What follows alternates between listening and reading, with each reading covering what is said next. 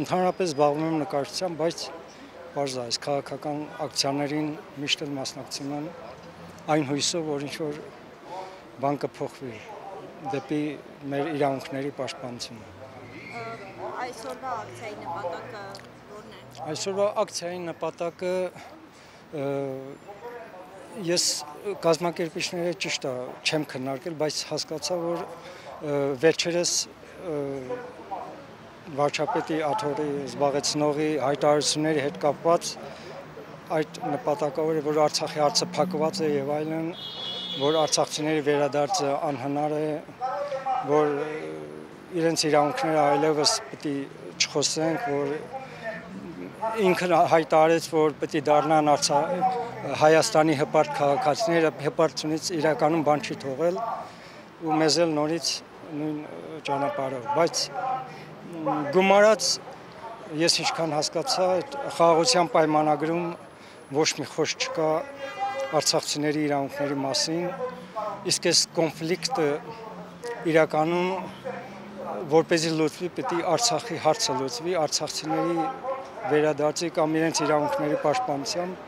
եթե չլուծվի, ինչ խաղաղության մասին է խոսքը։ Եթե կոնֆլիկտի հիմքը հենց արցախյան հարցն է, ապա ինչ խաղաղության պայմանագրի,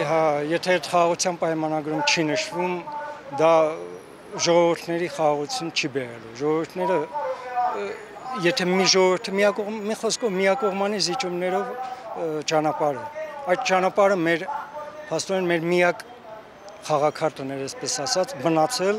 դա էլ ոնց որ 10 իրանց անխոչնդոտ ճանապարհ, էլ չենք ասում Թուրանի ծրագրերը, որ միանում են երկու թուրանական աշխարհները, Թուրքիա, Ադրբեջան եւ այլն, նույնիսկ սովորական որպես կոմունիկացիաներ, եթե դու տալիս ես տեղը ոչ մի բան չպահանջելով, իրականում դրա տեղը պետք է լիներ Լաչինի միջանցքը։ Այդ ամեն ինչը խառնված իրար, մենք ձեռքից տալիս ենք, ոնց որ ասած, մեր վերջին ինչպես հասկացա ձեր պահանջը ուղղված է Փաշինյանին, բայց այսօր Փաշինյանը նույնիսկ այս շենքում չէ, երկրից դուրս է։ Դուք ինչ եք կարծում, ձեր պահանջը տեղ կհասնի, թե չէ։ Պահանջը որպեսզի տեղ հասնի, պիտի շարունակական լինի, ուրեմն այդ ակցիաները,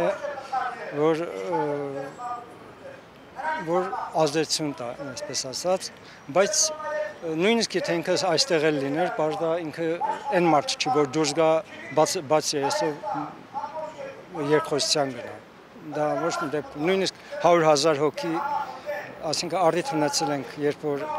100,000 հոգի գնացել են իրենց մոտ կամ կառավարության շենք, էլի դուրս չեկել մի բան ասել։ Այսինքն միակ ելքը իշխանապողությունն է, ճիշտ եմ հասկանում։ Միակ ելքը իշխանապողությունն է, նաև ժողովրդի այդ գիտակցությունը փոխելը, որպեսզի ժողովուրդը չհաշտվի այդ պարտության հետ, մտքի հետ, այսպես ասած, ու նորից ուժ գտնի վեր կանգնելու։